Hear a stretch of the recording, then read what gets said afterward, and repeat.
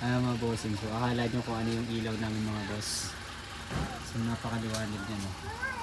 Akala nyo anong ilaw lang. Ang liit lang yan mga bossing. So wala akong ginamit na bracket dyan. Yan ay nakamagnetic na kasi boss. Oh.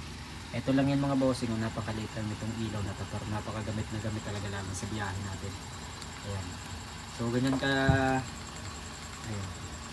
Ganito kadilim dito sa area namin mga bossing. So gagamitan natin siya nito. Ayan. Ganun siya kaliwanag. Tapos ididikit mo lang siya. Basta may bakal na nakalagay. Yan, ganyan na.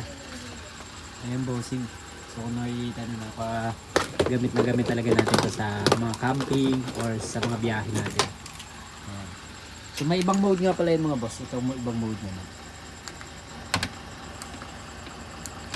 May warm siya. Ayan.